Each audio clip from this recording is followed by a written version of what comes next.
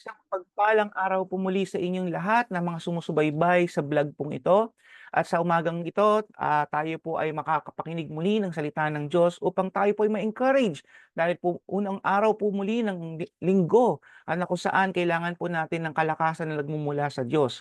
Meron po akong tatanong sa inyong lahat na kung saan po tayo pong lahat ay dumadanas po ng mga agam-agam, mga worries of life. Di ba? So paano ba tayo magkakaroon ng kapayapaan? Paano ba tayo magkakaroon ng isang araw na tayo ay punong-puno ng hindi nag-aalala, hindi po tayo nagkakaroon ng mga problema o mga intindihin sa buhay na kung saan payapa po ang ating puso't isipan.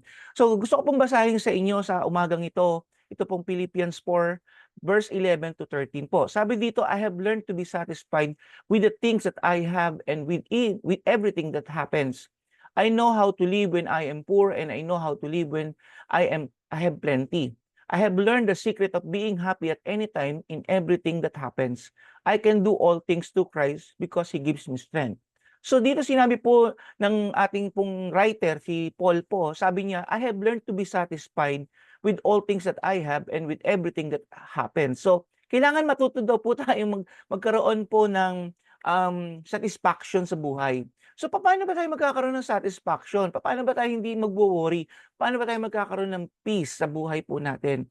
So meron po akong mga points na gustong ipahayag sa inyo sa umagang ito na kung saan ito po ay magagamit po natin, magiging part ng buhay natin kung i-apply po natin ito. Ang unang-una po, kailangan natin tanggapin na hindi natin kayang baguhin o solusyonan ang lahat ng bagay. Yes po mga kasama at mga kapatid. So ito po ay dapat natin matandaan na hindi lahat ng bagay kaya nating in control tayo, hindi natin kaya lahat baguhin o solusyonan ng lahat ng bagay. You have to accept the fact. Bigyan ko po kayo ng isang halimbawa na patungkol po sa Bible na isang hari po ito na kung saan hindi niya kayang baguhin din yung sitwasyon ng kanyang buhay o problema. So ito po yung makikita natin sa 2 Samuel chapter 12 verse 16 to 18 and 20. So ito po ulitin ko, 2 Samuel chapter 12 verses 16 to 18 and 20. Sabi dito, King David begged God to spare the child.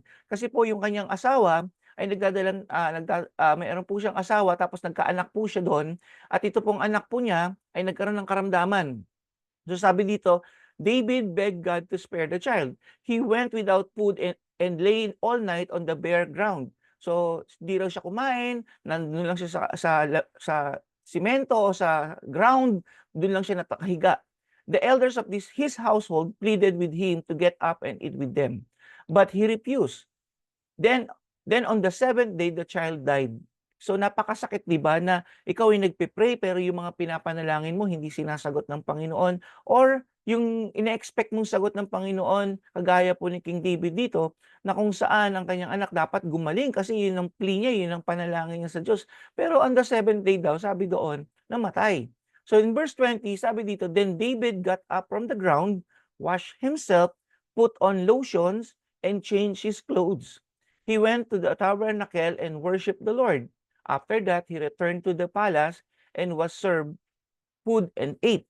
So kung makikita natin kung dito sa senaryo ng verse 18 to 20, makikita niyo po, tinanggap kaagad ni David yung sitwasyon ng kanyang buhay. Tumayo si David, sabi doon, simula doon sa kanyang lugar ng kinahihigaan, tapos naghugas siya, 'di ba? Nag-lotion pa siya, 'di ba? Nagpalit ng damit at kumain. So ibig sabihin, tinanggap po niya yung sitwasyon na kahit na nung panalangin niya, hindi siya kumain, nag-fasting siya, 'di ba? All night siya nagpe-pray sa Lord. So hindi po yung hindi sinagot kasi ng Lord yung prayer niya. Merong reason si Lord. So mamaya ko po explain sa inyo yun. Ngayon tapos ang nangyari po diyan, namatay yung bata. Pero makikita niyo po yung character ni David, yung mindset ni David. So hindi siya yung nagwala o hindi siya nalungkot bakit hindi sinagot ng Diyos yung kanyang panalangin. So kailangan po number one, itong nangyari kay David, inaccept niya yung sitwasyon na nangyari sa kanyang buhay. Mahirap po mawalan ng anak, 'di ba po? So ang nangyari po, tinanggap po niya. Hindi kalooban ng Diyos na mabuhay ang kanyang anak. So importante po sa atin na akseptin natin ang mga bagay-bagay sa ating mga buhay na kung saan kahit anong panalangin natin hindi naman tinugon ng Diyos, 'wag po tayong magtatampo. Bakit po? Kasi madalas po Ang sabi nga po, why God, meron tayong madalas na tanong, ito po yung, why God, this is happening to me? Ano ba yung nangyayari, Lord? Bakit nangyayari ito sa akin? Bakit mo hinayaan itong mangyari sa akin? Tandaan po natin, ang ating Diyos po ay meron po siyang malaking isip, di ba? God's mind is so great that our mind cannot comprehend. Meron siyang malaking pag-iisip, pananaw sa buhay, pero hindi natin to kayang unawain. We cannot understand God's mind. Kaya nga po sabi sa Isaiah 55, verse 8 to 9, my thoughts are nothing like your thoughts, says the Lord, and my ways are far beyond anything you could imagine. So yun, ito po yung binabanggit ng Panginoon dito, na yung aking pananaw, yung aking thoughts, yung aking mga isipin, ay hindi kagaya ng mga iniisip ninyong mga tao. So my ways are far beyond anything that you can imagine. Then sabi sa verse 9, for just as the heavens are higher than the earth, so my ways are higher than your ways, and my thoughts are higher than your thoughts. So kailangan po natin tanggapin na ang Diyos po, meron siyang sariling pamamaraan kung bakit po kagaya ng King David, hindi po binuhay yung bata o hindi pinagaling yung bata. So number 1 po, kailangan nating isipin na hindi natin kayang lahat baguhin at tanggapin natin kung ano pa yung kalooban ng Panginoon. Number 2 po, kailangan natin magtiwala sa kanyang dakilang pag-ibig sa atin. Magtiwala lang po tayo sa Panginoon. Kaya nga po sabi sa Isaiah 26 verse 3, you, O Lord, give true peace to those who depends on you because they trust you. So sa pagtitiwala po, magkakaroon tayo ng kapayapaan. Magtiwala lang po kayo. Kung ano man po yung pinagdadaanan niyo sa buhay, magtiwala lang po kayo sa Panginoon. In Proverbs 3, verse 5 to 6 po, trust in the Lord with all your heart. Tingnan niyo po rito, napakalinaw po. Trust in the Lord with all your heart. Hindi po yung 90%, hindi 75%, hindi 99%, kung hindi all your heart, 100%, magtiwala tayo sa Panginoon. Do not lean on your own understanding. Huwag tayong magtiwala sa ating mga sariling kaunawaan. Kailangan tayo ay magbigay lamang ng tiwala sa Panginoon. In all your ways, acknowledge Him and He will direct your path. Diba? Napakagandang verse ito. In all our ways, acknowledge Him and He will direct our path. So problem will just pop up every time. So kailangan lang natin magtiwala sa Panginoon. So number 1 po, encouragement po natin sa araw na ito, hindi natin dapat kontrolin ang mga lahat ng bagay. We have to accept things in our lives na hindi natin to kayang baguhin o kontrolin. Number 2, kailangan natin magtiwala sa Panginoon. Meron siyang magandang plano, meron siyang purpose kung bakit nangyayari lahat ng bagay yan. Sabi pa ng Philippians 4:6 to 7, do not worry about anything, but instead pray ka lang. Pray ka lang and about everything. Tell God your needs. Don't forget to thank Him for His answer. So whether ito ay ang answer po niya ay no, ang answer niya ay yes, ang answer niya ay wait, kung ano man po yung sasagot ng Panginoon sa inyo, magtiwala ka lang sa Panginoon. If you do this, you will experience God's peace. So makikita niyo po, pag ginawa po natin to, nanalangin tayo, pinagkatiwala natin sa Panginoon, bibigyan niya tayo ng kapayapaan. Ito po yung solusyon ng kinakailangan ng mundo. Hindi po kung ano-anong mga bagay sa mundo po natin. Ito lamang po ang kailangan natin, ang Diyos, magtiwala tayo sa Panginoon. Ang pangatlo po, kailangan natin isuko lahat sa Panginoon dahil siya lang ang may kontrol ng lahat ng bagay. So, ang universe po siya nagkontrol. Ang earth siya ang kokontrol. So, everything is under control ng Panginoon. Kaya nga sabi dito sa Romans 8 verse 6, if a person's thinking is controlled by his simple self, then there is death.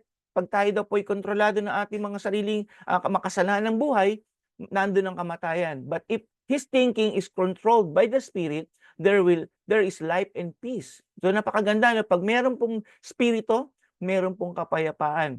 So since sabi pa dito sa Romans 5:1, since we have been made right in God's sight by faith, we have peace with God because of what Jesus Christ our Lord has done for us.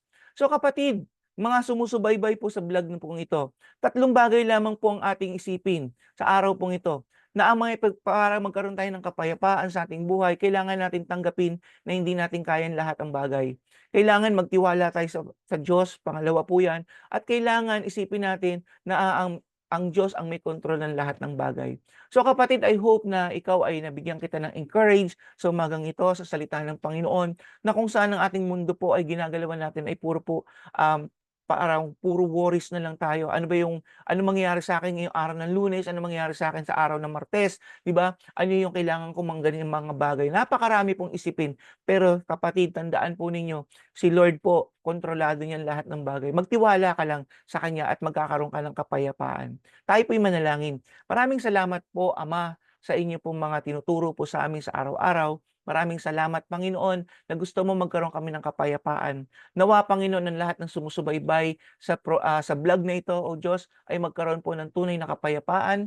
Magkaroon po sila, Panginoon, ng matuto sila, Lord God, na isuko sa iyo ang lahat ng bagay upang sila po ay magkaroon po ng peace sa kanilang mga puso at isipan, Lord God, at hindi sila mag-worry, Panginoon. Kaya po, Lord, salamat dahil ito po yung nais mo sa amin. Magkaroon kami ng buhay, magkaroon kami ng buhay na masagana at mayroong kapayapaan, Panginoon. Purihin ka at sambahin ka, gabayan niyo po ang lahat ng nanood po ngayon. Pagpalain niyo po silang lahat sa pangalan ng Panginoong Hesus. Maraming salamat po sa inyong pagsubaybay po sa vlog na ito, and I pray na inyo pong i-share, i-like, and i-heart po ninyo itong ating pong vlog po para po marami pong makapakinig po ng mabuting balita ng Panginoon. So, God bless you all po.